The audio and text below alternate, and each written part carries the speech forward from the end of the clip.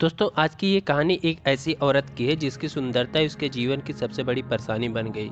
यह कहानी है आम्रपाली की, जो गौतम बुद्ध के समय की एक नृत्यांगना थी। आम्रपाली बौद्ध काल में वैशाली की प्रसिद्ध लिच्छवी राज नृत्यांगना थी। आम्रपाली अत्यंत सुंदर थी और कहते हैं जो भी उसे एक बार देख लेता वह उस पर मुग्ध हो जाता था। अजातशत्रु उसके प्रेमियों में था और उस समय के उपलब्ध साहित्य में अजातशत्रु के पिता बिंबिसार को भी गुप्त रूप से उसका प्रेमी बताया गया है। आम्रपाली को लेकर भारतीय भाषाओं में बहुत से काव्य, नाटक और उपन्यास लिखे गए हैं। एक बार की बात है, महात्मा बुद्ध अपने शिष्यों के साथ घूमते हुए वैशाली नगरी में पहुंचे।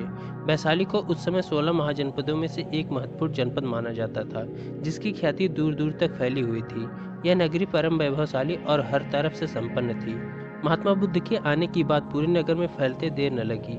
जिसे जब पता चलता वह तभी उनसे मिलने पहुंच जाता और उनके उपदेश सुनकर खुद को भाग्यशाली समझता। बुद्ध का चरित्र ही ऐसा प्रभावशाली था कि उनसे प्रभावित हुए बिना कोई नहीं रह सका। उस नगर की गढ़िया और राजनर्तकी आम्रपाली भी बुद्ध से मिलने की इच्छुक थी। वह खुद महात्मा बुद्ध के पास चलकर आई और उन्हें अपने घर भोजन के लिए आमंत्रित किया। उसने इतने सरल और प्रेम भाव से बुद्ध से विनती की कि बुद्ध मना ही नहीं कर सके। जब यह बात उनके शिष्यों को पता चला कि महात्मा बुद्ध ने एक गणिका का आमंत्रण स्वीकार किया है, तो सबने इसका विरोध किया। महात्मा बुद्ध ने बड़ी सरलता से अपने शिष्यों से कहा, मैंने तो उसकी प्रेम भावना देखी।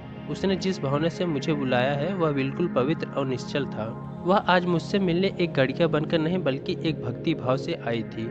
फिर भला मैं कैसे उसका आमंत्रण स्वीकार न करता, वह चाहे एक वेश्या हो या फिर कोई सन्यासी।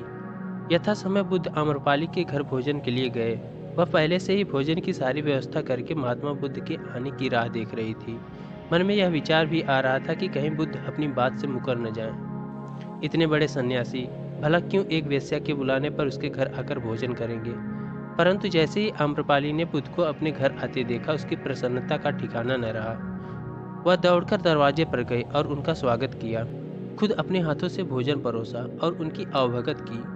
महात्मा बुद्ध के शिष्यों ने जो उनके साथ आए थे, जब एक वेश्या को जिसके कदमों में खुद सम्राट बिंबिसार से लेकर अजातशत्रु थे, पूरी वैशाली जिसके एक झलक पाने के लिए तरसती थी, उसे एक सन्यासी के लिए ऐसा व्यवहार करते देख बुद्ध के शिष्यों के मन में अपने गुरु के लिए सम्मान और ज्यादा बढ़ गया। आम्रपाली ने महात्मा बुद्ध के व्यक्तित्व के बारे में जैसा सुना था, उनसे मिलने के बाद वह उससे ज्यादा प्रभावित हुई और उसी समय वह बुद्ध की शरण में चली गई। अपनी सारी संपत्ति व बौद्ध मठ के नाम करके आजीवन भिक्षुणी बन गई।